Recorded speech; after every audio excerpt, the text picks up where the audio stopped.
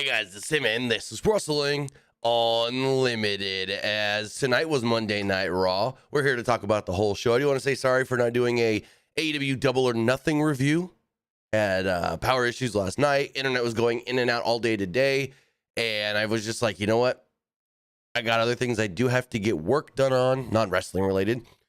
And the internet was so shoddy that I just didn't do the Double or Nothing review. I can give you my Double or Nothing review right now. Mercedes and Jamie Hayter, really, really good, way better than I expected. Hangman and Ospreay, everything I expected and more. Great, fantastic match. Other than that, didn't care about the rest of the show because none of those matches mattered. That's my review of Double or Nothing. 2 of the 11 matches, 10 matches, something like that, mattered. Everything else, it didn't matter. There's my review of Double or Nothing. Really good wrestling, but just like basically every AEW show, most of the matches don't matter. But we've got Luke, who looks like he's in Aleister Black's old closet. What's going on, Luke?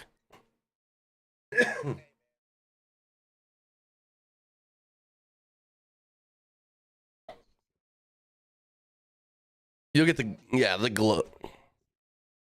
No, you'll get the halo from the lights and stuff and the diamonds. Yeah, no. I looked over right when we started and I'm like, oh, he looks like Aleister Black from back in the day. But what's going on with you? We haven't seen you in a while. Live last Monday, I had orientation for my internship, so I do apologize for that. I think I was going to be live last Wednesday with you, but you were sick, so we couldn't do anything for that. So I had like no voice, which I still haven't 100% got it back yet. Yeah. Anyway, as far as someone in the chat say I'm muted. I fixed it. You're good. No, you're good. You're good. It was on my end. You're good. Okay. But anyway, I'm doing pretty good. You know, I do have this internship, so I am going to be working a lot this summer. So if I'm not like live with you on Mondays and Wednesdays, that's probably why, because I am going to be working a lot of like sports games, doing camera work. Very nice. In case you guys don't know, that's what I do outside of streaming. But anyway, as far as Raw does go, it was a good show, honestly. I mean, I thought it flowed by pretty well. And as far as Saturday night's main event, I did not expect Bronson Reed to like join with like Seth Rollins and Braun Breaker, but as far as him attacking CM Punk, there's already a storyline in that, in case you don't know. Yep. Because CM Punk was the one who kind of injured Bronson Reed. Somewhat, yeah. I mean, he's the one that pulled Roman off of the table, which made Bronson fall and land differently than he should have. Right. So there's already, he's like, you're the one that kind of injured me because you had to pull Roman away. But anyway, I thought the whole like Cena R-Truth stuff was kind of stupid. I feel like that didn't really need to be there. Yeah, Cena just really wanted to do a show in Tampa, and I think that's the only time they're going to Tampa. So that's what that was all about. And they were just like, yeah, let's throw something together, you and Truth. There's backstory. That's what it seemed like. It just felt like a waste of time to me, though. Yeah. But we got that cool Ron Cena shirt. I contemplated getting Ron it. Cena? I contemplated getting it. But, I mean, Cody returning was cool, and this set up a cool tag match for Money in the Bank. Which I wanted to talk about because it's like, okay, we're getting this match of Money in the Bank. It's Logan Paul and John Cena versus Jey Uso and Cody Rhodes, which means no men's world title defended at the pay-per-view, or PLE, whatever you want to call it. That's an interesting one. No men's world title on the line, unless somebody tries to cash in, but I doubt it. Nah. At least it'll show a great opportunity for like the women to like showcase their titles. So we can look at that. Okay, we got EO. Who would she defend against? I have no clue. Maybe Liv. That's what I was thinking. Liv, because, well, I don't know, because does it really make sense? Liv lost to Kairi, and she gets a title shot when she wants to be in Money in the Bank. But then you've also got Tiffany on the other side. Who would she defend against? Naomi or Jade Cargill? Well, it depends on, so you got to think, it depends on who doesn't make Money in the Bank, because the SmackDown qualifier this week is Naomi, Jade, and Nia. Which makes no sense because wasn't Nia supposed to get a title shot against Tiffany anyway? She already did on SmackDown last week, 2 weeks ago, and lost. Oh, never mind then. So, also, again, that just shows you how much I watch SmackDown. Jack Dawson. So, people don't want to hear this, and I could be completely wrong here. WWE is running a Saturday night's main event the same night as AEW All In on July 12th. He says, would you save Cena and Rhodes at SummerSlam? Now, that Saturday night's main event is going to go head to head with AEW's biggest show of the year is in Atlanta, Georgia. One would assume that's where we get Goldberg and Gunther, Goldberg's retirement match. But I would not put it against WWE to do Cody Cena on that show as well, head to head with AEW. Think about it. Any way to get viewers off of the AEW show, to get media to want to come to that show instead of go to Texas for AEW. Cena and Cody too? Uh-oh. I mean, well, for viewers watching at home, I mean, I feel like they're probably going to watch both regardless. But here's the thing. You're going to watch AEW for $50 or Cena Cody, if that's the match, for free.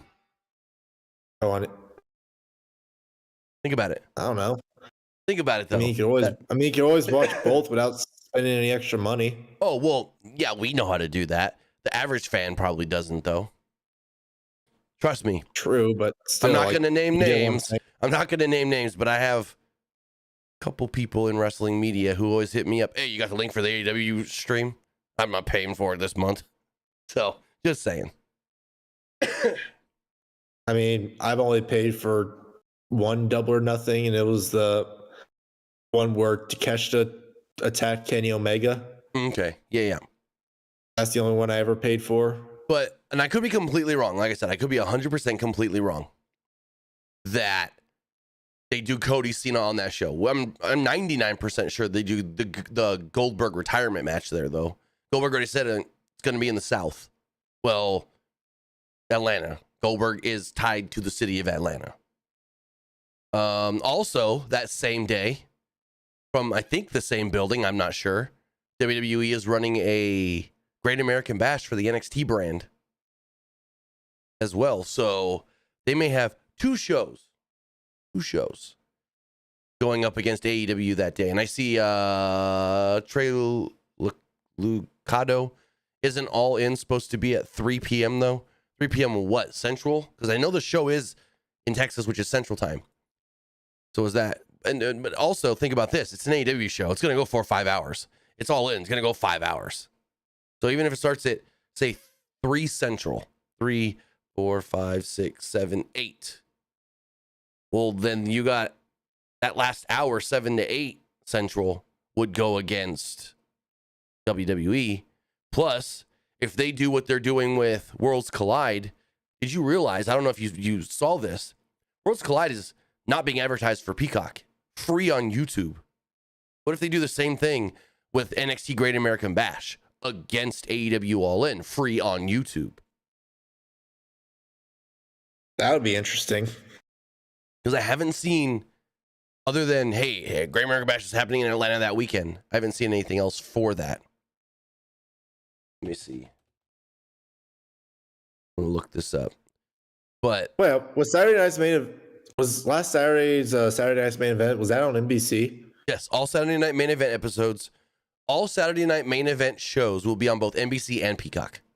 Oh, I was watching on Peacock and I accidentally fell asleep and woke up to John Wick. Yeah, mine did the same thing. So I watched on Peacock as well. And as soon as it ended, it just transferred everybody over to John Wick because they did the same for me. Yeah, I fell asleep and I woke up to like a movie that was halfway into John Wick. And I was like, what the heck? Mine gave me John Wick 4.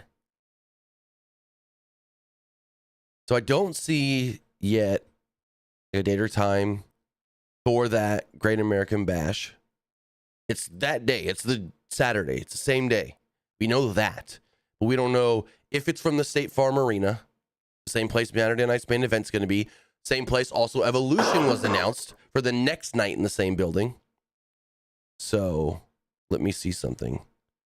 Oh, wait. This is interesting.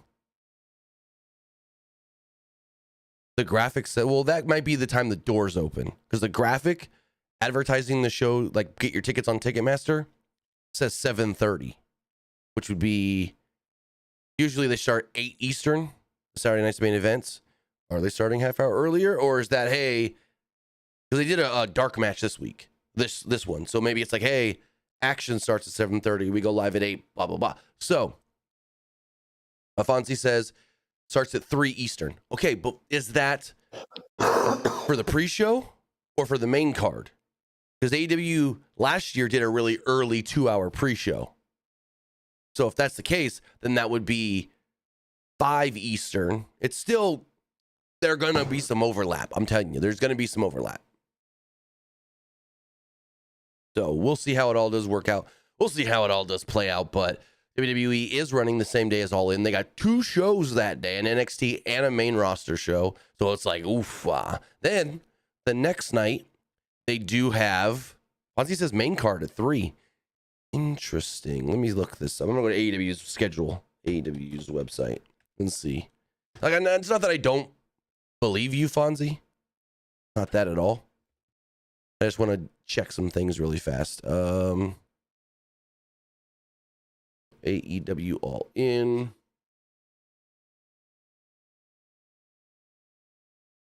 It just sends me to Ticketmaster. That's not what I want.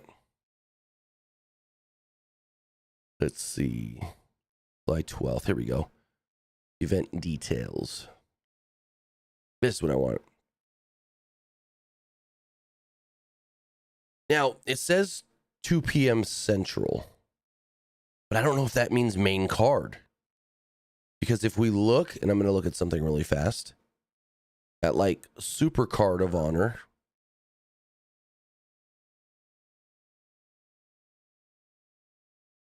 that shows the time for, I want to say, pre-show. So the ROH pay-per-view is the day before. And that says 6 Central, which would be the time of the pre-show. So 3, I mean, I'm not sure. 3 might be the pre-show time, might not, might be the main card time. But then if that's the pre-show time, are you saying we're starting at noon Central, like noon local time? When does, nope. Ticketmaster says be there at 1 p.m. Central. Ticketmaster, I feel like they always tell people to get there like 2 hours before. For a wrestling show?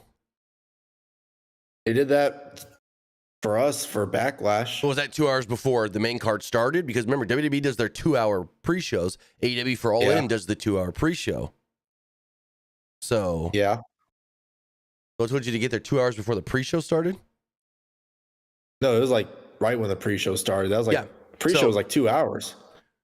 Yeah, so that's what this is going to be then. So 1 Central will be when their pre-show starts, when the doors open, because doors usually open right when they start the pre-show. Okay. It is a very, the show's going to go long. I'm going to tell you guys right now. This AEW All In show is going to go long. If last night's show went 4.5 hours or so, just think about All In. It's probably going to go 6. I was going to go 5 to 6, yeah. I feel bad for those camera people. I'm going to say it right now. Why? Could you imagine having one of those handheld cameras on your shoulder for like 4 hours? Well, I wonder, and I've never talked to anybody in production for wrestling. I wonder if for a long show like that, if they switch people out and let them, give them breaks. Like, hey, you're going to work these matches. You're going to work these, you know what I mean? I don't know, though. I know, like, when I worked a football game at my college, I was a handheld camera guy, and they had me, like, switch every quarter with another guy. So what we did was, like, all right, you're going to be the camera guy for this inning. Then once that inning's over, you're going to switch with this guy, and you're going to be the utility, and he's going to hold the camera. Right. That's what we've done for events as well. We're like, we got a guy with like a handheld camera. That's only if you have enough people, though. Right. What we did was, when we did our last event, we had someone walking around with the camera shooting footage and everything. And because we were there for like 7-8 hours. So it's like every hour and a half, we had him swap with the other guy. The other guy had the camera for the hour and a half, and then they swap back, and yeah. But also, like, sometimes when I think when like WWE or like other like big like promotions do like events like in cities, the people who like wrap the cable, I think those are like just freelancers in that area, and WWE brings their own camera crew. Well, I know they have camera people. I don't know about the cable guys, but the cable guys, those are like people in production in that area, so they'll just contact those people like to do freelance for them for that event. Gotcha. See, when we do it, I'm pretty sure, yeah. So when we do it for my company with like events and stuff, it's kind of easy on the person. I don't know if you've ever used one of these before. Well, we've got the I can't remember what it's called. But we got the rig where it's the backpack, and then you have the arm that comes up over for the gimbal, and it holds it here. So it's got most of the weight coming up off the arm. So you're barely even holding any weight of this camera, anyways. I know what you're talking about, but yeah. but I know, like, I wish I had a photo of we had a game, like a basketball game that was on television. So like a production company brought their own camera crew. So they contact. Go for it. I'm looking for a photo real fast. But like, so okay, so I'm gonna start over. But anyway, so there's a basketball game, and that game was on national television. So a production company brought their own camera crew to like do camera work for that game. So they contacted like me and one of my coworkers to be like utility for that game. So basically we were just like being like the cable wrappers behind like the handheld guys. Okay, yeah. So yeah, like big companies like that, they'll contact like people who do like camera work for like smaller places in that area to do like to be utility like for those big events. Exactly. Trying to find a photo of a camera guy from last time.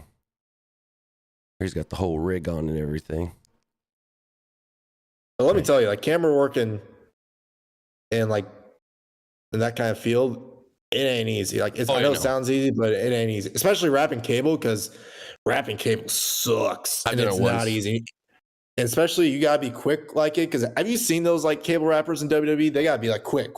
Yeah. I've sat front row twice. No, once for a SmackDown, and they were just move. Because trust me, like one of my coworkers had like rack cable for a basketball game because he had like move. I'm like, man, I feel bad for this guy. Because the thing with wrestling is these cameras are going up and down the ramp. And so you got to make sure the cable's not in their way where they're walking backwards, but then it's not still like lingering anywhere for the wrestler to trip over because they're not looking down. Trust me, cable's the worst. You got to have a good utility guy to do that. Because trust me, there's been instances where it wasn't me doing it, but like I know the guy behind me was like moving cable for me, and like I guess there was an instance where like somebody like tripped over the cable and we got yelled at. I'm like, it's not our fault. I mean, he moved it like as like far away as possible so people wouldn't trip. Man, now I can't find this picture. I literally saw it the other day, and now I can't find this photo. But I'll find it later. But anyways, yeah, crazy stuff. AEW's got their big show coming up. WWE's counter programming and all that. So we'll see how it all works out. But with that, I want to say thank you for joining us here. Twitch.tv/PWU Unlimited, YouTube.com/Pro Wrestling Unlimited, and podcast services all around the globe like Stitcher, Spotify, Google Pod, Apple Pod, Anchor, iHeartRadio, and so much more. Remember, if you're watching live on Twitch, you can help us out a couple of different ways. You can either help us out by hitting that donate button down below or by donating Twitch bits in the live chat. Also, remember, you can help us out by subscribing to the channel, one of two different ways. You can either subscribe with a tiered subscription, or you can subscribe with Amazon Prime. Because remember, if you have Amazon Prime, then you have Prime Gaming. Then you can use that Prime Gaming to help us out or any other Twitch channel that you want to support. Don't let it go to waste. Whether you're using it on us or using it on somebody else, use that Twitch Prime subscription to support somebody. Also, remember, if you're watching over on YouTube, you can help us out over there. Hit that subscribe button. That way you know we post new videos. That way you know we go live. And that way you know we post to the community tab. Also, remember, you can help us out by becoming a channel member. As a channel member, you get a badge next to your name. And at the $1 tier, you also get emotes and emojis you can use in the live chat and in the comment section. Also, at the $1 tier, you get access to our graphics tutorials, where this week you will get our graphic tutorial for Money in the Bank will be coming up in a couple weeks. You will get our graphics tutorial for Saturday night's main event. We will show you and teach you how we created our Saturday night's main event graphics. Plus, if you're at the $5 tier, then you will be getting our graphics package, so that way you can fully follow along or reuse or just learn from how the graphic is set up in Photoshop. I like doing that a lot, breaking down stuff, like getting other people's PSDs and graphics packages and then breaking them down and seeing if I can learn that way and whatnot. So really cool things there that we're giving you guys. Plus, I want to do a Q&A, but we're not really getting the questions. So if you guys got questions, ask them. Put them in the threads when I post them, and we can do a Q&A. Right now, I got enough to do like a 5-minute Q&A. I want to do like a 10, 15-minute one. But right now, I only have like 5 questions. So we need more questions to do a Q&A. But also remember, if you want to get your comment, question, or concern read live on the air, you can do so by donating a super chat on YouTube. We have a couple right here I'm going to read. Jack Dawson says, keep up the good work, Tim. I hope you feel better. I'm feeling a lot better and just stuffed up in my I sound weird. But he says, what match would you look forward the most? Cody and Cena match for WWE title or Goldberg last match? So we don't know if either of those matches are actually happening. But that's just like an assumption. But if we had both of those matches on that Saturday night's main event, what would I be looking forward to more? I'd probably say Cena versus Cody, because really, it's very. I mean, with commercial because breaks, it'd be though? very interesting to see like where it'd go after that. I mean, Goldberg's match, like, it's really just gonna be Goldberg's final match. I don't think he's gonna lead to anything special after that. That's why I'd probably really just go for it. It'd probably just be Cena versus Cody, because at least there's gonna be like an aftermath after. Well, hopefully. We don't know. You would think. So, I don't know. I would probably say for me, the Goldberg match, just to be like, hey, watch Goldberg's last match. That was really cool. Like you're saying, there's probably going to be more to Cena Cody. So it's like, oh, we'll get more. It's like, there's going to be commercials, and that show's going to... I just hope it doesn't end up... And you said you fell asleep, so you didn't see the Jey Uso Logan Paul match. But they were running short on time, and that match got rushed. So hopefully, if they were to do, say, Cody Cena, and maybe at main events, it doesn't get rushed. So that's my whole thing. I hope it wouldn't get rushed. Goldberg match, you could rush that, because that's just like, oh, do one less spear and jackhammer. Right. We also got from, I'm going to butcher this, Macho Man Randy Salad. I guess I didn't butcher that name. That is a fantastic name. Thank you for the, actually, it would have been even better. Nacho Man Randy Salad. That would have been even better. Anyways. Gotta add the croutons and the cheese and the ranch dressing. Oh, yeah. But his question the cream always rises to the top. But his question was Hammerstone backstage at Double or Nothing? That's what Fightful was reporting. So, Hammerstone was backstage. He is not signed anywhere. He's not signed to TNA anymore. So, I don't know if he's going to AEW. I know WWE at one point did have interest, but I don't know to what extent. I don't know if it was they were actually interested, or, hey, you want to sign this guy before AEW does, because they've done that before, but we'll see if it leads anywhere. I don't know if it will. I haven't heard anything other than he was backstage. I mean, unless it like leads. Sean Ross Sapp also said, happen. all I'm going to say is, and no shade on Sean. He also at one point said Joey Janela was there and then backtracked on it. So we'll see. But I can say, yes, Hammerstone was there. But what were you going to say? Go for it. You know, I think could happen. What if like they go the route of like the Hurt Syndicate, like somehow like kicks out MJF, and MJF recruits Hammerstone to be like his muscle go against Bobby Lashley? Wouldn't hate it. I mean, I'm just going to say right now, I don't think MJF stays in this group long. Nah. No. Which it would also suck for Hammerstone, because he would just be like another like muscle for MJF, like Wardlow was. Oh, don't get me started on Wardlow.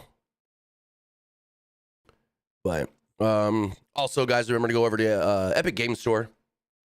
Go over there, support us with our code PWUNLIMITED. Again, that's PWUNLIMITED. They got their big mega sale going on right now. As far as Monday Night Raw does go, wait, hold on. We got a couple bit donations here on Twitch. Muscleman Malcolm, or Muscleman, not Muscleman Malcolm, but Muscleman says, who else do you think could be in the Money in the Bank matches? And do you guys collect championship belts and plan on getting the John Cena spinner belts? So I don't collect belts myself. Luke, do you got any championship belts? I got like a CMLL toy belt. I got a CMLL toy belt, but it came in like a Wrestle Crate. The only belt I have is the WWE Undisputed Championship belt, like the actual like replica. Okay. Yeah. One of these days, I'll probably bring it on here. It's in my room right now. I'm being very protective of it right now because it was pretty expensive. Trust me, those belts are expensive. I'll say it right now. I'll admit it, and I'm not ashamed to admit it. I'm too cheap to buy one of them belts. I'm a frugal fucker. Hey, the John Cena spinner belt, like the St. Louis one, do you know how much they were charging at Backlash for one of those? Was that the one? No, that wasn't the one that was $1,200. That was the Travis Scott belt. How much was it? An 8? They were charging $850 at Backlash. They were charging people an extra $100. Jesus Christ. But I know they had a sale, like the past few days, so it went from like $750 to only like $550 or $500. Let's see. I'm gonna look it up. But it's still a little pricey. But those John Cena spinner belts, the St. Louis one looks pretty nice, and it's something I would love to have. But I just don't feel comfortable spending the money on that. Right. You want the Dayton, Ohio one? That one's only $524. Yeah, I think they're lowering the prices on these like ones that they had a while ago, like the St. Louis. Okay, so the Dayton, Ohio, because they're trying to get rid of those. So SmackDown is in Knoxville, Tennessee this week, Friday. Cena will be on the show. They have a Knoxville title available, $5.99. Also, St. Louis belt was $750. Now it's $524 on shop.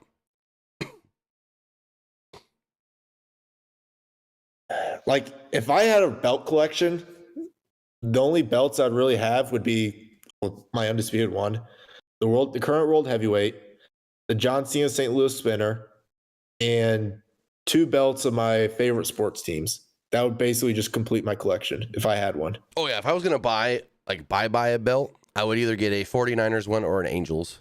If I was gonna buy one of the WWE belts, it'd be that. Probably the 49er one for my son, like 1 year maybe for Christmas. I don't know. That'd be it. You wouldn't get any of the actual championship ones? Probably not. Like I said, I'm not like a big belt collector person. If they had like a California one, would you get it? California, what do you mean? Like a California spinner belt, like the John Cena one? Oh yeah, no. I wonder what the design would be for that one, because that one's kind of interesting. Would they do like a Lakers one? Would they do like a Dodgers design? Do we have? Well, it depends on what. I don't know. We'll get one in 2 weeks when they go to LA they're gonna be in Los Angeles. Whatever the John Cena Money in the Bank gear is gonna look like. Yeah, well, the St. Louis one, I mean, I wasn't really surprised they did the Blues. Right. It was either that or the Cardinals. Well, I mean, you got so many options for LA because you've got Lakers. They're gonna be in the Clippers stadium or arena, so they could do Clippers. Then you got Rams, you got Chargers, you got Ducks, you got Dodgers, you got Angels. Like, what color scheme do they go with? I don't know. There's so many sports teams in LA. Like, oh damn. And then it's like, oh, you could also go college. You want to go UCLA, USC? It'll probably just depend on which stadium they go to and what team they're known for. Well, they're going to be in the Intuit Dome, which is where the Clippers play. So they'll probably do Clippers. So there's good chance they do red, white, and blue. Probably. Or red and blue, whatever you want to call it. Because Clippers are red, white, and blue, but mostly like red and blue. So Tampa was orange. What was orange? That is a good question. I don't know. I was thinking that the other day when I saw it. Old school Bucks, maybe? Or Buccaneers? Would it be? Let me see. Does it say? I wonder if it says. because it's like an orange and maroon. I'm looking at it here. It doesn't say. Is there anything on the back? It just says TMP Tampa, Florida. Tampa Bay, Florida, 2025. Yeah, I don't know. If you know in the chat what the color scheme was for, let us know, chat. A couple more here. It says Jey Uso from Esports Gaming Rules. Says Jey Uso got targeted by a bunch of WWE stars, even John Cena, and maybe his Hollywood buddies in the Money in the Bank tag match. Messi says Galaxy and LAFC. I doubt they scheme it off of any of the soccer clubs. Unfortunately, I don't see that. Because you got to think WWE don't have like the soccer championship, so why would they go off the soccer team? Unless that was like the only major sports team in the city, like Knoxville. They're going off the college because they don't got a major sports team in Knoxville. So that's just the orange. But, yeah, I don't know what you mean by John Cena and his Hollywood buddies. Targeted by John Cena and his Hollywood buddies. Like Logan Paul's not a Hollywood buddy. I don't know.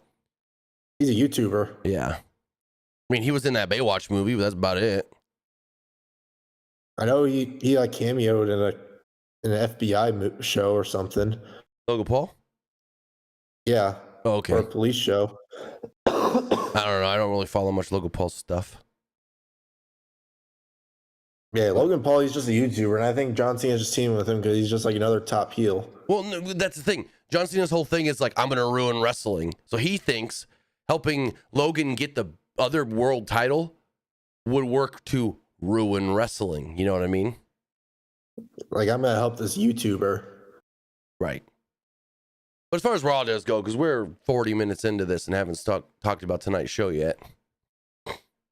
So Raw comes on the air. They do a little recap of Saturday night's main event. And then we see Jey Uso, Lyra, Valkyria, Sami Zayn, who was signing some autographs, Finn Balor, and JD all arrive at the building. Seth Rollins and his crew come out to open up the show. It's Seth, Heyman, Braun Breaker, and Bronson Reed. Bronson Reed is back. So Heyman called Breaker an attack dog and the badass in a bloodline of badasses. He says that, we got to protect our assets. Braun is somebody that he's going to main event many future WrestleManias, 45, 46, 47, 48, 49, 50. He said, and you can call that a spoiler, not a prediction. Guys started chatting for CM Punk. So Heyman told him he's not here tonight, which they wanted you to think he wasn't there. Heyman starts talking about Bronson Reed. He said it was because of Reed that Punk wasn't here. He claimed that WWE wouldn't allow Reed around the top guys because, well, they're afraid of him.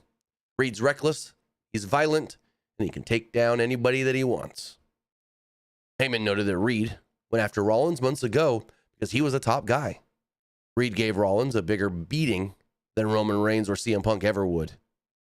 Heyman told the fans to acknowledge Rollins. So they broke out into an OTC chant and a We Want Roman chant.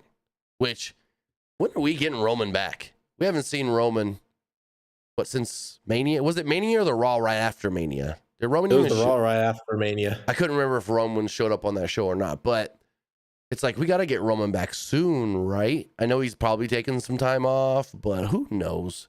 It's hard to predict. I think what could happen. It's hard to predict Roman than his damn schedule. Go for it, though. I think what could happen is he might show up on a random Raw after Money in the Bank, and I think it's going to lead to a 6-man tag at a SummerSlam with Punk, Roman, Sammy against Seth, Bronson Reed, and Braun Breaker. I mean, do you think that could happen? Say it again. Sorry, I got distracted by something. Go for it again. I think what's going to happen is on a random Raw after Money in the Bank, Roman's going to return, and they're going to set up a 6-man tag with Roman, Punk, and Sammy against Seth and his group. And that's going to be a match at SummerSlam. Do you think that's for Summer? That's what I was going to say. Where would that fit in? SummerSlam. That's an interesting one because people have been predicting. I think you may have even said it once Maybe Seth goes for the title at SummerSlam. I think what's gonna happen is Seth's gonna win Money in the Bank, and he's gonna cash in at SummerSlam against Jey Uso. Don't forget though, before SummerSlam, we do have Night of Champions in Saudi on June 28th at the end of the month.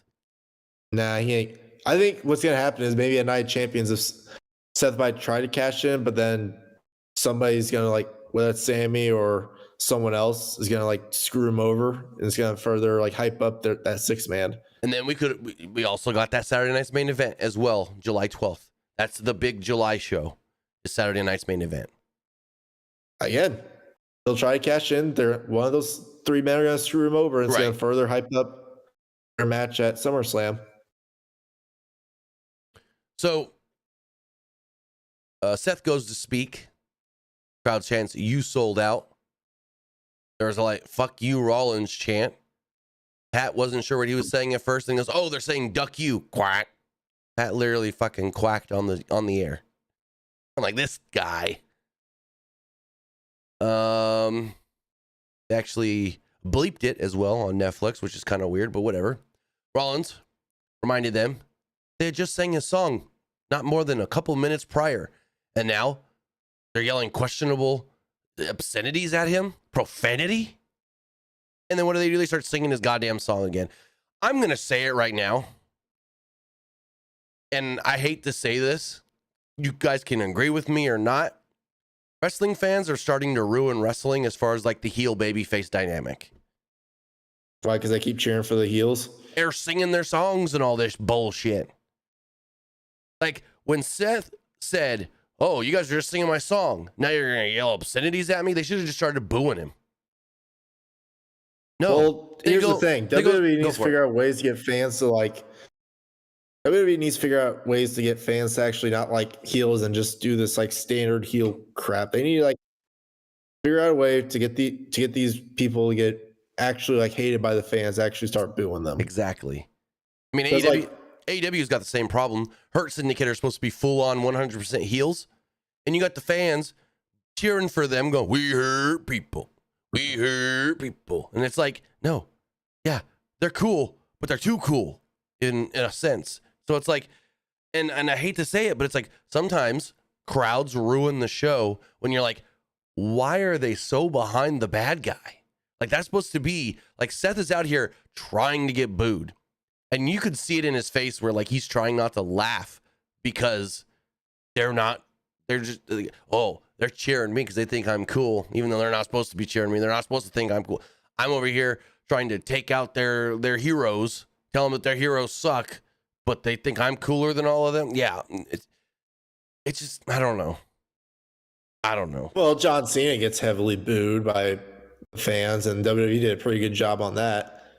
Yes and no, because as Cena was walking to the back after that R-Truth match, crowd starts chanting, "Thank you, Cena." Well, that's because that was Cena's last moment in that and they did that at Backlash as well, right? Yeah, because that's when fans were realizing, oh crap, this is Cena's like last time in St. Louis. Exactly. So that's a little different, though. That's a little different. Yeah. But you get the gist. Like, yeah, just WWE needs to figure out a way to actually get Seth Rollins and his group actually booed by the fans. Exactly. I mean, even in AEW, they're lightly starting to like not be for, but not be as against the Death Riders anymore.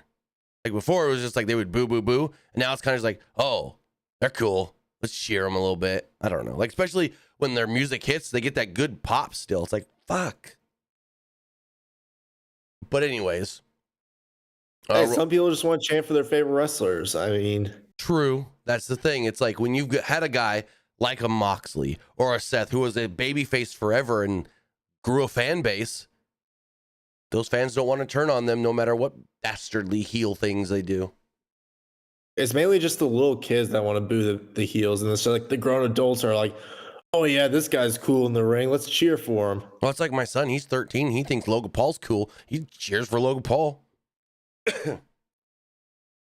Like that demographic, 13-year-old, 14, 15-year-old kids, that's Logan's like bread and butter. The grown adults hate him though. Right, but like the kids are like, that's the guy that gave us Prime and he make cool YouTube videos. Prime, it's just okay. I like it.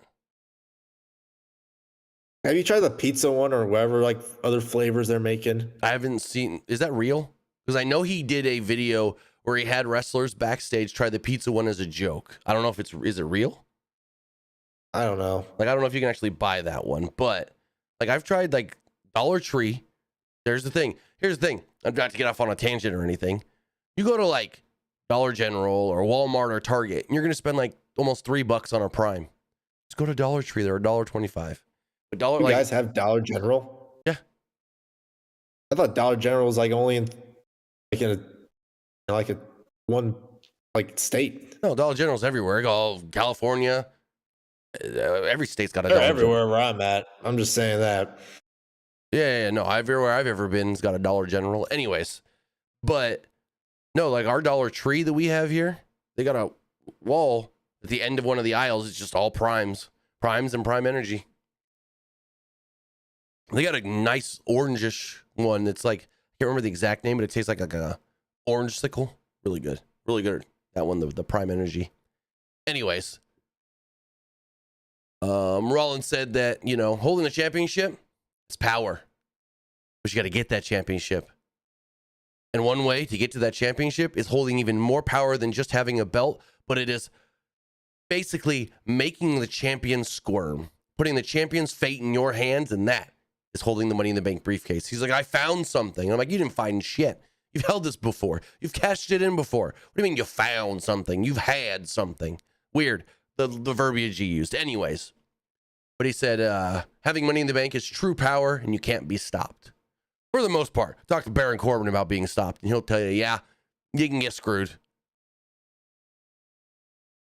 But yeah, basically it was just Seth coming out there saying, hey, we got Bronson Reed now. He's a badass. We got Braun Breaker. He's a badass, and I'm going to win Money in the Bank.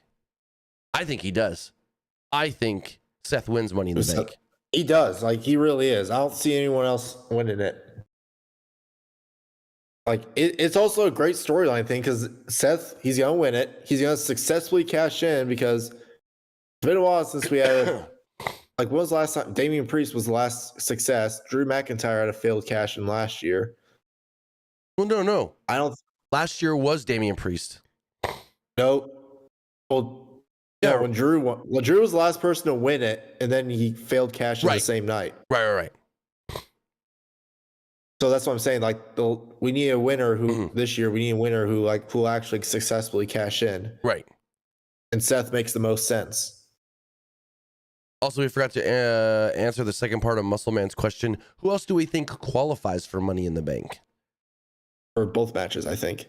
Well, yeah, so we have 2 spots open in the men's. I'm double checking here. Did they say what the other qualifying matches will be? So we have one for SmackDown, not for Raw next week. So we have a SmackDown and a Raw still left. So for Raw, SmackDown next week, it's Carmelo Hayes, Jacob Fatu, and Andrade. And then I didn't see anything as far as for Raw next week, and I could have just missed it. I can see Carmelo Hayes, honestly. Making it in? Yeah. You don't think Fatu? You don't think they put Solo and Jacob in the match, and like there's a lot of dissension of they're both ready to climb at the same time, and do they fight each other? And ooh. Plus, I just want to see Jacob in that ladder match. It'd be awesome. Yeah, but also Andrade just won the Andre the Giant Battle Royal, and I think Melo won that. maybe the ladder match could be a place for him to shine. Melo won the Andrade, or the Andre. Yeah, that's one. Or yeah, you said Andrade, but yeah. Anyways. I'm trying to see. I just feel bad for Andrade because I feel like Andrade's just hasn't been winning that much lately. Nope, Andrade's in this match to take the fall. Like, he's the one getting pinned. I'm gonna tell you that right now. He's the one getting pinned. Jeez, like poor Andrade, man. Jeez. Yeah, it does suck. Like, Andrade recently has been that guy. Like, hey, we need someone to put on a good match. They're not going to win, but they'll put on a good match. Oh, Andrade. Right. That's how WWE's using him right now, and it sucks. So, yeah, I didn't see. I'm going back and looking really fast just to see, but I don't see anything announced for next week. So, as far as the last person to qualify, I'm going to pull up the Raw roster here really fast. Oops, wrong button. Let's do this. Pull up the Raw roster. Current Raw. Let's see. Who do we still have for Raw? AJ? No. I guess they think really put like Austin Theory and Grayson Waller in the same qualifier, but then I don't think either win.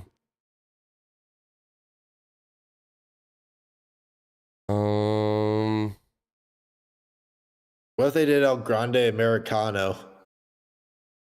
Because Chad Gable didn't make it. Ooh, that'd be an interesting one. And then him and Penta are both Chad in the Gable match. didn't make it, but Exactly. El Grande Americano has a chance. I think you're on to something there.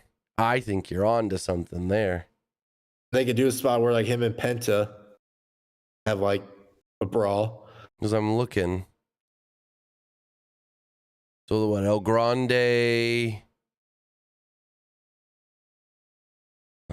Who though? What they did Sheamus and Rusev. And El Grande and Sheamus and Rusev like take each other out, and then El Grande steals the win. Yep. There you go. That would work. I could see that. Now, as far as who's still left for the women, so we know on Friday it's Nia, Jade, and Naomi. I have no clue who wins that qualifier.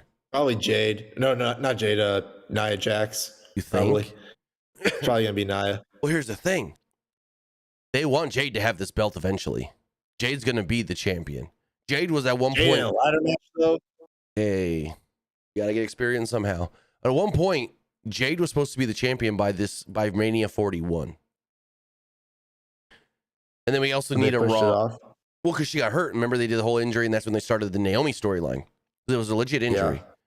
But then we also need another name from Raw. Probably Liv Morgan. What they did Raquel or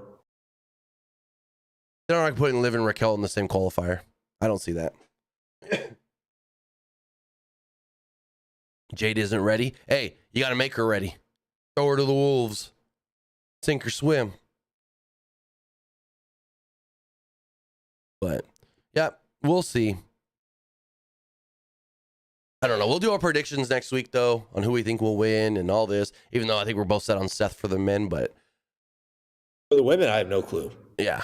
Now, as far as qualifying matches do go, we did have one here tonight. Oh, I have an idea. Go for it. I have an idea. Let's say Liv's in it. She wins the briefcase. But what if like Roxanne or Raquel like screw her over? I think she has a failed cash in. I can see Roxanne, not Raquel. Like what? She could be the first women to have a failed cash in. I mean, we need one eventually. And Liv would make the most sense, and they can screw her over and just kick her out at Judgment Day. And you can also be like, hey, there's no way she fails. She cashed in successfully before. So no one would see it coming, you know what I mean? Because she's already successfully cashed in once before. Right. But speaking of qualifiers, we had a three-way here for the men's ladder match. Chad Gable, Penta, and Dragon Lee. They showed Vikingo in the front row. He'll be taking on... So here's an interesting thing. Vikingo will be taking on Chad Gable at Worlds Collide. Now, originally it was just announced as Chad Gable versus Vikingo. But there is a graphic shown tonight that shows that match is now for the AAA Mega Championship. That's a spoiler because Alberto Del Rio is the current Mega Champion. This coming weekend, he's defending the title against Vikingo. Did somebody blow the wrong graphic up at the wrong time and accidentally tell us, hey, Vikingo's winning the belt from Del Rio? Because they probably don't want Del Rio on that show. Well, he wasn't going to be regardless anyways. But the whole thing... Didn't WWE sign him back or something? So they signed him to a AAA deal because they think people in Mexico like him. So they want him exclusive to AAA. They don't want him going to CMLL. That's the whole thing. They don't want him to work for CMLL. They don't want to see him go work over there. So they want to lock him down. But I think they basically spoiled that title match. Vikingo versus Del Rio. Vikingo's going to win the title. Then the title's going to be on the line against Chad Gable. I I wonder if you can do like wrestling betting for AAA. I haven't seen it for any websites because there's MyBookie does wrestling betting. What's the other one? BetOnline.ag does wrestling betting. And then, what's the one? What about DraftKings? Don't they do wrestling betting? DraftKings does it sometimes when they're partnered with either AEW or WWE for a pay-per-view, but it's not always. I think for AEW, they usually do partner with them for their pay-per-views. But they used to for WWE. I don't know exactly how that one works, but I know for sure MyBookie always has wrestling betting, and BetOnline.ag always has wrestling betting. But those are usually only WWE, AAA, or WWE, AEW. I know they used to do Ring of Honor, and I've once or twice seen BetOnline do TNA, but never anything international. I should start getting into wrestling betting for whenever they partner with AEW or WWE. Well, I mean, you could do it or any AEW, because like I said, BetOnline.ag always has it for every WWE, NXT, and AEW pay-per-view.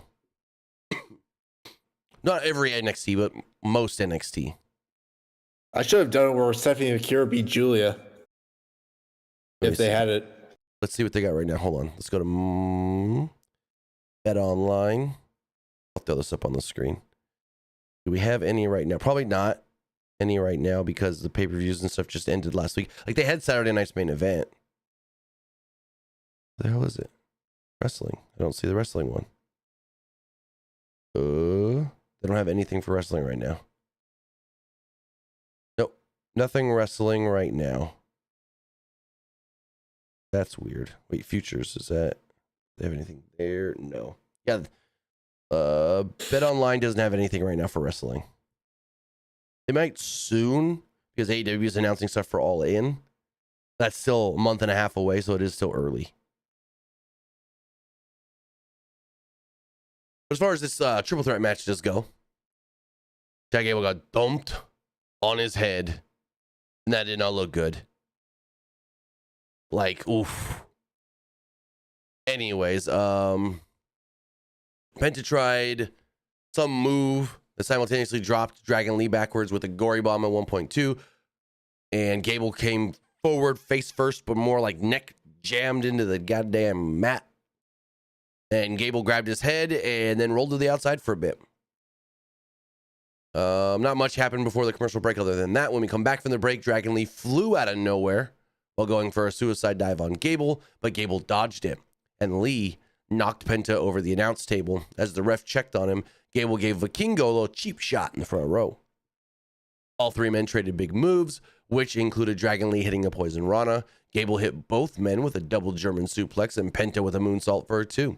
Gable then gave Dragon Lee an overhead suplex into the turnbuckle and set up another moonsault, but Vikingo kicked him in the face. Remember, triple threat, no DQ. As it come down to the finish of the match, Dragon Lee gave Gable a double foot stomp. Penta gave Dragon Lee a Canadian destroyer. Penta followed this up with the Penta driver on Gable and pinned him to pick up the victory. Gable was busted open by the end of this as well, probably from that kick from Vikingo. Great 10-minute match. What'd you think? Oh, yeah, it was pretty good. I liked it. Penta should do some great things in this ladder match. Oh, yeah. Also, one thing I think, one thing we forgot to talk about, like during the first segment. Yeah.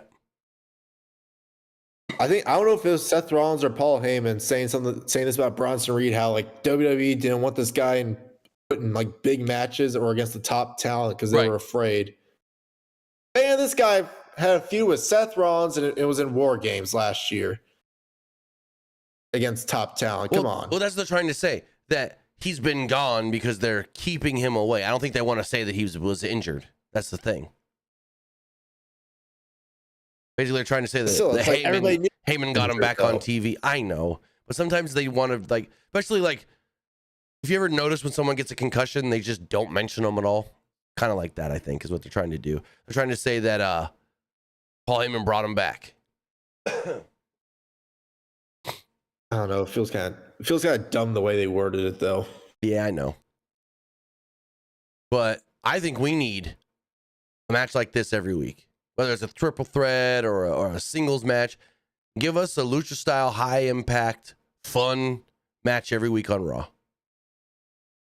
You don't have it be like just a random triple threat. That's for nothing, though. Well, exactly. Like this isn't AEW. No. But if we got Mike, we're building up Dragon Lee, like they're finally gonna fucking do something with him. Give us a match like this, a lucha style match, where he could show his stuff and get a couple wins. Yeah. My dad actually really liked Dragon Lee's gear that he wore to the ring. Like the wings and stuff. Oh, yeah, it looked really cool. So Roxanne Perez was backstage with Judgment Day and handed Dom a big platter of chicken nuggies. Perez was about to massage Dom's sore shoulder when in came the returning Liv Morgan. Big pop from the crowd here. Dom was like, "Oh, hey, Liv, you're back." He tried to explain what was going on, but she's like, No. You don't need to. Well, Raquel, he's been keeping me updated on everything going on in the clubhouse. So I know everything. And I'm going to go now. I'm going to talk to Adam Pearce, try to get myself a Money in the Bank qualifier. And Finn's like sitting on the floor just going, you fucked. yeah, you're fucked now. So this is good. So are they really doing a whole now Dom's going to be with Roxanne thing? I hope not. Roxanne don't need to be no one's old girlfriend. Just let her be the great prodigy wrestler that she is and stack up some wins and go do great Money in the Bank. And I don't need any of this. What do you think? Nah, we don't need any of that. But I mean, Dom is growing his roster. If that's it, it goes from Rhea to Liv. Here's the thing. Rhea to Liv to Roxanne. He can't get anyone else after Roxanne. You know why? Why? There's no one shorter than Roxanne. He went Rhea, Liv, Roxanne. Who's shorter than Roxanne? He's going Lyra down in height. I don't think so. I think they're about the same, or if Lyra's not taller. But they're going. Well, plus we Lyra's can't do like that. 2 feet tall. We can't do that though. We've already seen Lyra's fiance on television, so that wouldn't make any sense. This is scripted. It's acting. I know, but I'm just saying. That's the funny thing. Dom's going for a shorter girl every time. I don't know. Unless Dom finally stands up and goes like, "No, Roxanne, I'm with Liv," and they kick both Dominic and Liv out because they were like, "Both you were greedy because all you cared about was those titles instead of us." I mean, there's some sort of a split coming eventually. Because I think Dominic's probably going to be the one getting kicked out of the Judgment Day. If not him, they'll probably kick out Finn. Maybe like, Finn, you've been dead weight. You can't even win a title if your life depended on it.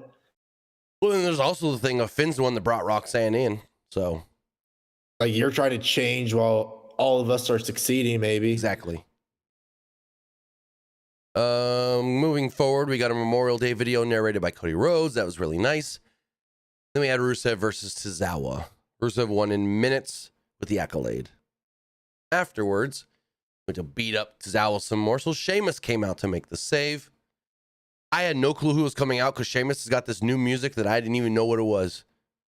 I heard this music and I go, who the hell's coming out? Because you can't see like the video boards going around the barricade.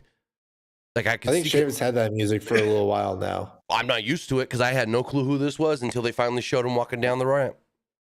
Well, yeah, because Sheamus has been off television for a while, though. That's the thing.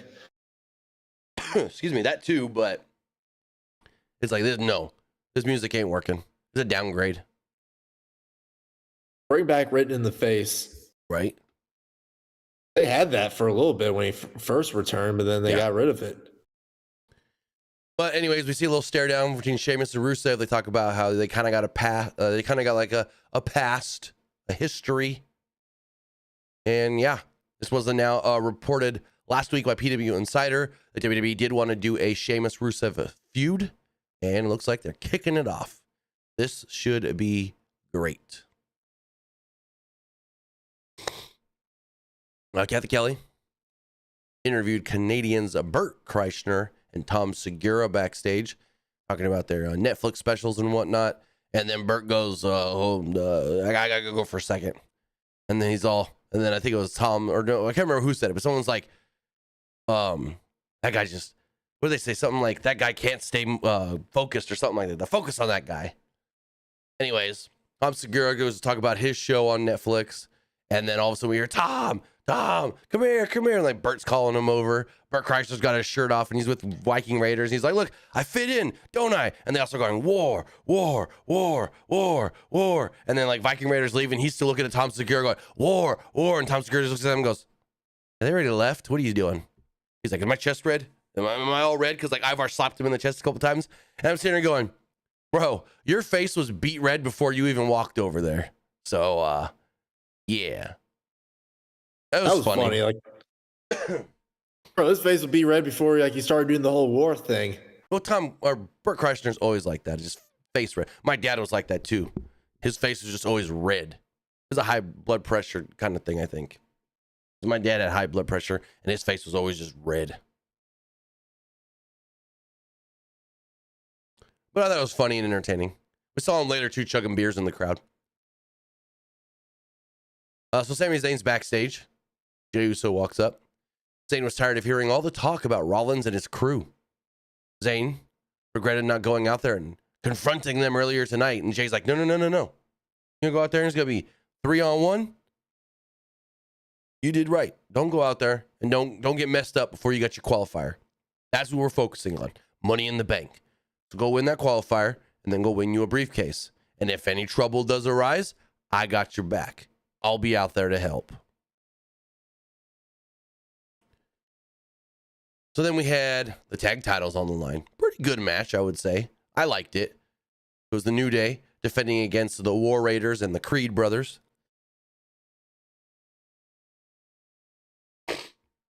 Good? Yeah. Oh, man, I cannot stop coughing. But this match was fine. So the New Day kind of deceived the Creeds. They're like, let's work together to take these guys out. And then eventually they turned on them. But so, where was I? Not much happened before we went to a commercial break. There was a couple high spots and whatnot. But then afterwards, like I said, the New Day did form somewhat of an alliance with the Creeds, which did play into the finish. Ivar squished Kofi up against the ring. Oh my God, that looked like it hurt. Ivar did his little crossbody splash thing, and Kofi, I don't know if Kofi like ducked. Kofi moved in a weird way that it looked like he almost had his head smashed. That's scary. But anyways, Ivar then went to the top, but Julius Creed flew in and knocked him off with a leaping kick. Xavier Woods then suddenly ran in out of nowhere and rolled him up and pinned him. There's also a spot where Brutus did a Brutus ball from the top rope to the floor onto Eric, and Eric did not catch him. He was out of spot. Brutus just crashed. That didn't look good. Overall, fine match. I was entertained. What'd you think? New Day retain. It was fine. I mean, I don't know. Do you feel like the New Day's run has been a little lackluster? Yes and no. Because, like, they haven't done much with them. But it's also, like, we're not supposed to like their title reign because they're the heels. So. We're supposed to. Yeah, but we also, like, this is just my opinion. You can agree or disagree all you want. But I always feel like heel champions are always the better champions. And I feel like they should at least have a better run of always like defending the belts against baby faces who we think are going to win. No, I get that. They just need to build up an actual tag division on Raw, though. That's the problem. SmackDown's tag division is amazing. Yep. They also added, they just added Fraxium to it. Like, whoo-hoo. Yeah, no, SmackDown's got one of the best tag divisions in all wrestling. Probably the best, in my opinion. Yeah. So we go backstage. Liv Morgan's walking down the backstage area with Raquel when they bump into Io and Kairi. Morgan's basically like, hey, what is this, damage control? I thought damage control was done. I thought damage control was dead. And Sky told her, keep on walking. And Morgan was like, yeah, I will, because I'm going to go give me a match for Money in the Bank and qualify, unlike Kairi here. Kairi then cut a promo on her in Japanese and then said, I want to fight you tonight. And Morgan's like, you know what? Screw it. Sure. I'll have a match with you tonight. That set up Kairi versus Liv later on in the night. Then we got the champ, Jey Uso. Jey made his way out to the ring. He yeeted with the crowd. His new thing is he picks out a kid. They then pose together, look right at the camera, and then he yeets with the kid. Kind of cool. Really cool. So he comes down to the ring and really didn't say anything before Gunther came out. Gunther congratulated him on his 15-year anniversary with WWE and winning his first title defense over Logan Paul. Gunther said that Jey has already held the belt longer than expected. Gunther could see that Jey wanted to be captain of the ship, and there was a lot going on right now. And when Jey's friends needed him, he's there. No questions asked. Those are great things and great qualities to have in a human being, but terrible qualities in a champion. You don't need to be getting involved in other people's business as the champion. Your business is the top business. Gunther said that he was the champion for almost a year because the only person he cared about was himself. Gunther didn't think Jey had the intellect to understand how to carry himself as a great champion. He said when they wrestle in 2 weeks, Gunther will make things right. He would relieve Jey of his position, choke him out, put the title back around his waist where it belongs. Jey said that he was done with people saying that, his days are numbered. He doesn't deserve to be champion and so forth. Jey has friends and family.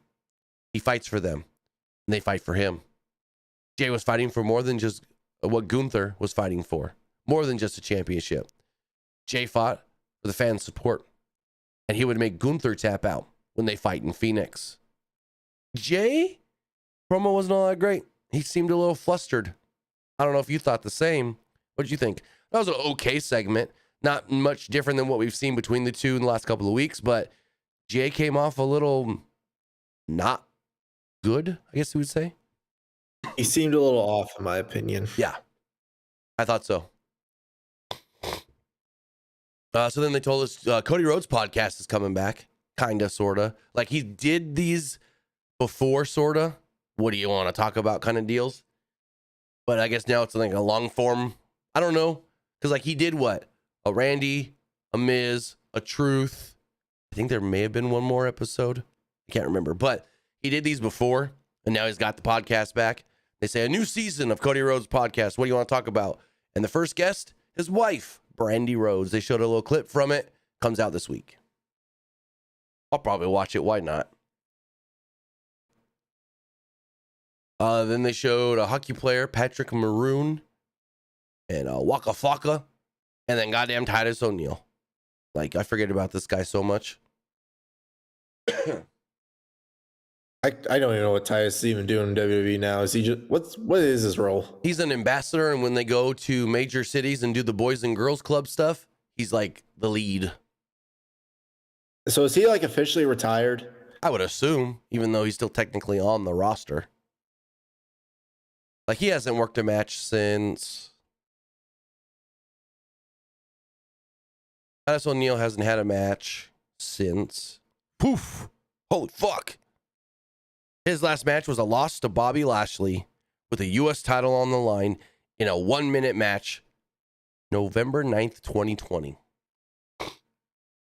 So 5 years. Yeah. Almost. 4.5, but yeah. So yeah, that dude's probably done. That was his last match. A U.S. title match against Bobby Lashley where he lost in 1 minute and 5 seconds. Damn. I thought it was a little... I thought it was... Though? I know he was dealing with a knee injury at one point, but he can't still be injured. Unless WWE's like, yeah, we're just done using you as a wrestler. Oh, probably. I would have thought... Because that was COVID era. I would have for sure thought he had a one post-COVID match.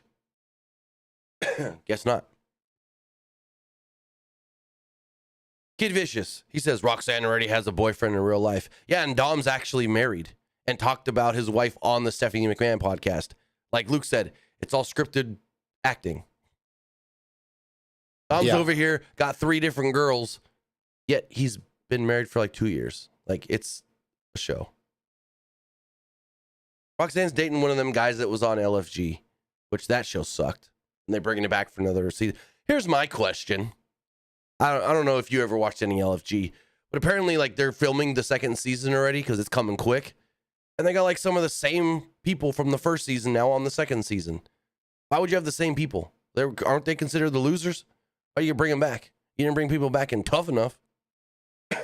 Yeah. I don't know, but I watched like 3 episodes of that LFG and I was just like, wow, this is way too overly scripted, way too overly produced. This is dumb. It's like they want us to think, oh my God, these are the up and comers and they're earning a shot to be on NXT. It's like, well, they're all already signed to the company and they're your hand-picked best that haven't made TV yet. So what are we supposed to think here? There's no, oh my God, this person's going to fail out because they didn't do good on LFG. No.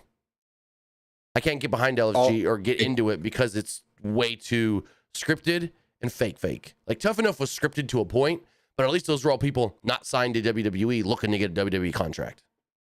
at least, okay, I will say this, for most reality TV shows, a lot of them are scripted. Oh, so for sure. just to have that out there. For the most Tough part. Enough, what kind of pissed me off about Tough Enough, where like they said the winner gets a WWE contract, what kind of pissed me off about is like some of those guys who didn't win ended up getting WWE contracts anyway. So, and some of them did better than the winners. So, yes, and I mean, granted, yeah, that's a thing, but I mean, it's just like watching any other reality show or competition show. Somebody stands out, they're going to get recognized and get some sort of celebrity fame and whatnot from it anyway. So, like Miz, yeah, it's like majority of the time though. Like the last Tough Enough, Mandy Rose, Sonya Deville, Velveteen Dream got more spotlight than the actual winners. Well, here's the thing. Miz is the most successful person to come out of Tough Enough, and he didn't win. He came in second to Daniel Puder. What happened to him? Oh, you don't want to know. He got ran out the business. Because because of something. I know I know the incident. Well, there was a couple things, but he just basically didn't respect the business. Didn't he like not sell something to Kurt Angle, like sell a move? Well, that was one thing. That was one of a number of things. Also, Kurt Angle said recently in an interview with Brian Alvarez that he almost went to UFC at one point, and Dana White wanted him to have a legit UFC match against Daniel Puder. But TNA wouldn't let him do it. Or no. TNA was going to let him do it, but Dana said he had to be exclusive to UFC and couldn't do pro wrestling. Oh. Because he told Dana, he's like, yeah, I'll sign right now. But I also just re-signed with TNA, and I'm obligated to them. And Dana's like, you got to be committed to us only. But Kurt's like, I've never told this before anywhere, but Dana wanted me to fight Daniel Puder.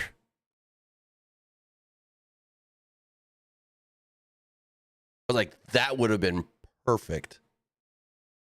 Also, Kurt was like 40 at the time, too. Older than when Punk started. Anyways, Liv Morgan versus Kairi. I'm pretty sure, like Kurt Angle said in an interview, he said he enjoyed his time in TNA more than WWE. I think.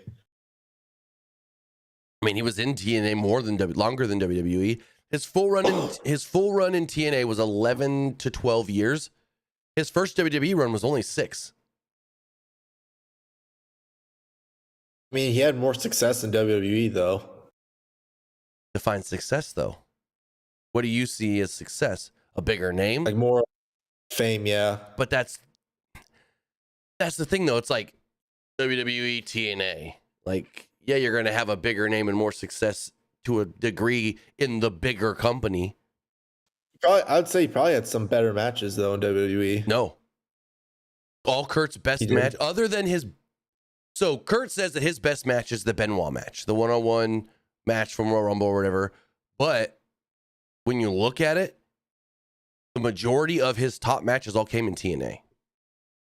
Kurt had his, other than the Benoit stuff and the Brock stuff, everything else that was like peak best Kurt was TNA. Working Joe, working AJ. So I would say Kurt had a better run of things in TNA than WWE. But as far as this match does go with Liv and Kairi, they battled on the apron early on. That led to Morgan hitting a sunset flip bomb to the outside. Satan then fought back after a break and hit a spear.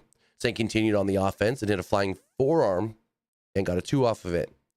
Morgan followed this up with a flying code breaker for a near fall. At one point, they were trading blows back and forth. They got a little clumsy at one point. They fell into a cradle, and there was a 2 there. Raquel distracted the referee. Perez then appeared and knocked Zayn off the top. Rodriguez was upset that Perez even came out to try and help. And yeah, this got a little weird. Morgan then looked over at Raquel and Roxanne arguing, and that led to Morgan. She tried to go for the Oblivion, but didn't get it. Zayn countered into a schoolboy, pinned her and won. 1, 2, 3. 10.5-minute match. And I don't know. It was just okay. It was just okay. There was a lot of, I wouldn't say a lot of botches, but there was a couple botches. And then the whole Raquel, Roxanne stuff kind of took me out of it. What'd you think? Yeah, there's just too much going on, in my opinion. Yeah. So if you're watching on the international Netflix, you got Vic Joseph was there to talk about Trick Williams, new TNA champion. Yes. First WWE wrestler to win the TNA title. Trick won the belt, and they'll talk more about this tomorrow on NXT. Here's where I think it's going. Trick won the belt. Joe Hendry's not getting it back. I think Santana is going to save TNA and bring that title back. I think it's going Mike Santana. At Slammiversary. You think they do that match at Slammiversary? I do. So Trick holds the belt for what, like a month and a half?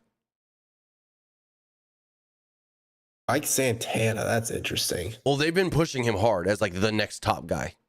And he was at the pay-per-view or PLE. He was watching backstage. Like, they pushed Mike Santana as the next guy.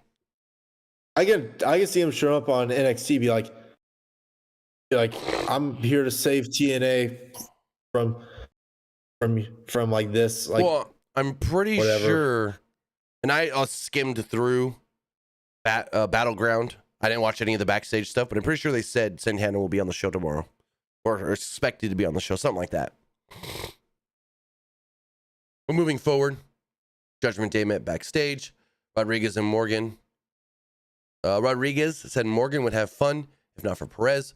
However, Morgan was actually upset with Rodriguez. Morgan said Rodriguez was the veteran here and should know better to let Roxanne get under her skin. And then Morgan stormed off, and Balor was happy to see it. Messy, I don't know the full story, but him and Ortiz are not friends. Who? Santana and Ortiz, they are not friends anymore. They haven't been friends for a while. No, they said their relationship broke off, and oh yeah, they don't like each other at all. Yeah, they don't like each other. So then we got Lyra and Becky. So we know that the two are fighting at Money in the Bank with the Women's Intercontinental Championship on the line. And there wasn't much to this other than a couple stipulations got set up. Like, there's no need to really recap the whole thing. They just said the same thing they've been saying since WrestleMania, basically. But there's a couple stipulations here. If Lyra retains, Becky can no longer challenge her again for the belt. But if Becky wins the belt, and Lyra must raise her hand and acknowledge that Becky is better than her. This thing went like 8-10 minutes, all just to say that. I felt like this went way too long. You think Becky finally beats Lyra at Money in the Bank? Yes. I think what they did was Lyra wins at Backlash to give her a little bit of credibility, because if Becky would have just right out beat her in the first match, no one would ever care about Lyra again. So you have her win the first match to give Lyra some sort of credibility. Then Becky comes in the second match and beats her. So, yeah, Lynch basically was just like, hey, if you win, you're the better woman. I won't come after you again. But if I win, show grace, you raise my hand, and acknowledge that I'm better than you. Karrion Kross with Scarlett approached Sami Zayn backstage. He didn't like that Zayn was trying to earn a title match the right way. Zayn brushed him off. Before Zayn could leave, Kross bluntly told him, quote, "You know you're never going to win the title, right?" Zayn said that he would deal with Kross later, and Kross just kind of smirked. trying to get under his skin. So we got some plugs for Worlds Collide. Interestingly, I don't know if anyone's noticed this. So when we first got the graphic and everything, the logo for Worlds Collide, it was the Worlds Collide logo, and then under it had the NXT logo, the WWE logo, and the AAA logo. Well, for some reason, they've removed that NXT logo, and it's just the WWE and AAA logo now. I don't know if that means anything, but they're not like branding it as a big NXT show anymore. It's a WWE show.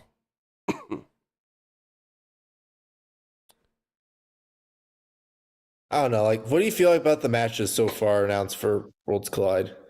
Is it only the two, right? Or did I don't know if I've missed I mean, anything. there's only two right now, but I think they're fine. Vikingo and Chad Gable is going to be great. The other match, Delgado del Fantasma versus Wagner Jr., Psycho Clown, and Pagano. It's like, that should be fun. I mean, both matches announced should be fun matches. I'm no, like, I don't like that guy or this guy. No, it all sounds so far like good matches. We just need more. I wonder what the other matches are going to be. Like, Dragon Lee's probably going to compete most likely. I can see them. So AAA likes their multi-man matches. So I can see maybe another or six-man.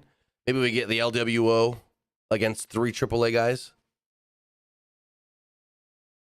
But what about any of the women's stuff? They are teasing Stephanie defending her belt against whoever that lady was in the front row last night. So they showed this old lady and another chick in the front row after Stephanie beat Jordan. I guess that might be the NXT women's title match on the show. I don't know. I don't know who either of them are. But they made a point to show them and show that they were coming after Stephanie.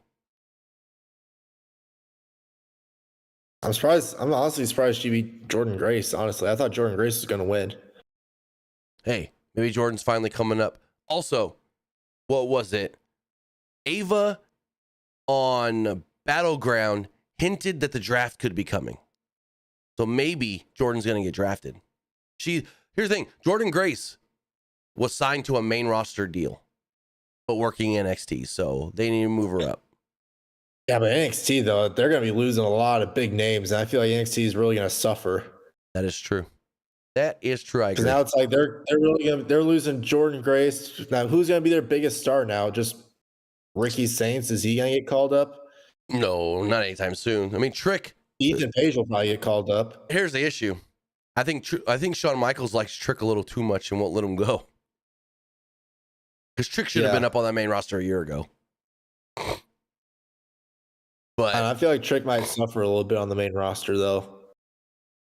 I don't know. How so? I don't know. I just feel like he's a guy that's Triple H will only look at him as like we need someone to put on a good match. They're not going to win. Let's put Trick Williams in there. But that's not Trick. I'll tell you right now. Trick, I would think Trick not do well on the main rosters because he might not be able to hang. Like, you think about it.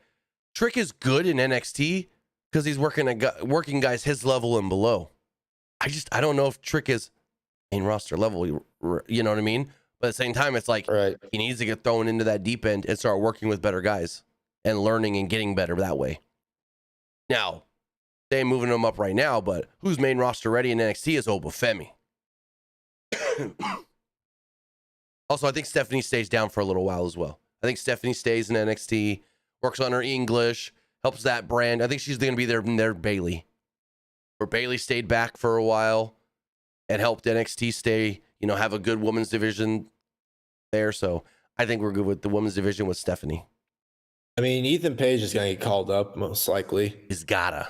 He's main roster ready from the jump. I feel like he's a guy that might suffer a little bit. I mean, he's great on the mic, but like, I don't know. You think he takes like that Robert Roode slot? Kind of. That's what I was thinking. I've been thinking that. He's going to be like the next Robert Roode. He's going to be in that, like, always fighting for the U.S. title, maybe win it once. Like that Ricochet, Robert Roode, where it's like we see him fighting for that mid-card title and maybe even winning it, but he's never going to go higher than that, unfortunately. Oh, yeah. Well, no, I mean, I don't know if I see him win the world title anytime soon or if ever. Probably not. I mean, he'd be a great mid card guy, but I just don't. He'll probably just be one of those guys where he wins the mid card belt once, and then that's it. Exactly. That's what I was thinking. Like I said, like a Ricochet or a Robert Roode. But Yeah, he's probably gonna be like another Robert Roode. with that, we still got our main event to talk about. But before we get into that, we got to talk about the sponsor of this video, and that is Chef Robot. Hey, food lovers, want crispy, delicious meals without the guilt? Then say hello to the Chef Robot 8-quart double air fryer, the ultimate kitchen sidekick that fries, bakes, and roasts with up to 85% less oil. With its smart cooking technology, you get perfectly golden results every time. Whether it's wings, fries, or even dessert, just set it, forget it, and enjoy chef-quality meals in minutes. So why settle for boring, greasy foods when you can cook healthier and faster with Chef Robot? Get yours today and transform the way you cook. So use our link in the description below, scan the QR code on the screen, or head over to pwunlimited.co/Chef Robot now for smart cooking and perfect results. Alrighty.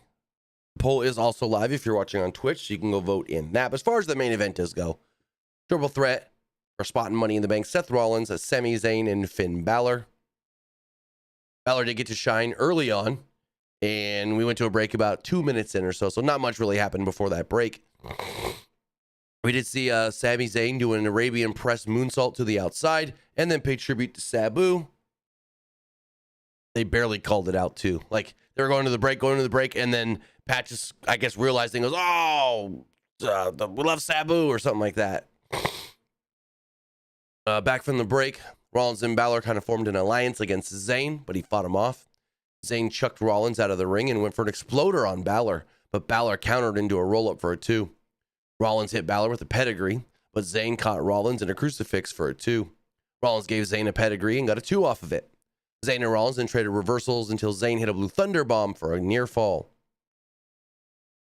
At one point, Rollins was frustrated that he couldn't keep Sami down and began slapping Sami in the corner. Zayn gave him an exploder suplex into the corner, and Balor cut Zayn off with a sling blade. Balor drop kicked both men to the corner and went for a coup de grace, but he dodged it. Rollins then stomped Balor, and Zayn hit Rollins with a haluva kick. Seemed like Sami had it won, but Braun Breaker pulled him out of the ring, breaking the cover. Braun and Reed then attacked Zayn until Jey Uso wiped out Reed with a dive off the barricade. Jey handed out super kicks, and after Rollins grabbed Jey, Braun speared him. Reed then crushed Sami into the post. This then led to Finn and Seth down in the ring, and Dom runs out with the chair, and he slides it into the ring and tells Finn, get the chair, but he slides it right between Seth and Finn. Not close enough for Finn to actually just reach out and grab it.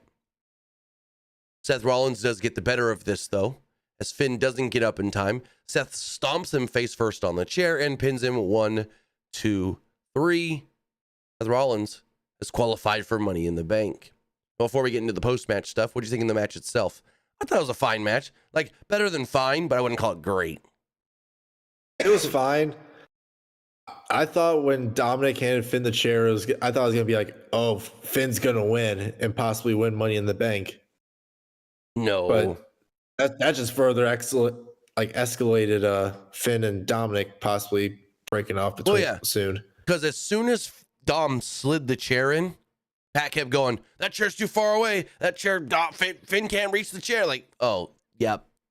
It was just like, think about it. It was just like when the chair got thrown in for WrestleMania. Who are you throwing it to? Paul Heyman, Seth, Punk, or Roman? Threw it between them. Well, yeah, he wasn't really throwing it to Finn. He just wanted Finn to think so. So, after the match, Rollins called for Reed and Breaker to continue their beatdown. However, CM Punk's music would hit. They thought that he was coming through the aisle, so they all posted up. They start walking up the aisle. Seth's left all alone in the ring. Punk runs in the ring, grabs him, GTS, and then fails out in the crowd before Breaker and Reed can get back in the ring. And there we go. Seth gets laid out by CM Punk. Now, what is this leading to, though? Like, is Punk going to qualify for Money in the Bank? Is he going to be that last guy to qualify? And so they're both in Money in the Bank trying to screw each other from winning? I can see Bronson Reed versus Punk at Money in the Bank. Okay. Instead of, so, ooh. Okay. So what if like Bronson Reed, Punk, and somebody else are in a qualifier? Neither of them qualify. Yeah, okay. I can see it. Not a bad idea. I would just say just do Punk versus Bronson Reed at Money in the Bank regardless of the qualifier. Well, all right, but we still need one more men's qualifier from Raw. So, I don't know. They can do El Grande Americano versus Now, here's my thing. Rusev and Sheamus. Do you think this is leading to another Seth Punk match? Like a one-on-one match? I don't think so. It's probably just going to lead to maybe they do it like in Saudi or Because they got the Saudi Night of Champions. They do have the next Money in Saturday night's main event all before SummerSlam. probably one of those two. Yeah. They're probably going to do it before SummerSlam. I think SummerSlam is probably going to be like a big 6-man tag. Right. So. Because that's probably the only show Roman will work Right. out of those three. But with all of that, you guys know what we thought of the show. Now it's time to hear what you guys thought of tonight's Monday Night Raw as we go and refresh the polls. Let's check these here. As far as the threads poll does go, 74% liked the show, 21% thought it was just all right, and 5% didn't like it. Looking at the Twitter X poll, 74% liked the show, 22% thought it was just all right, and 3% didn't like it.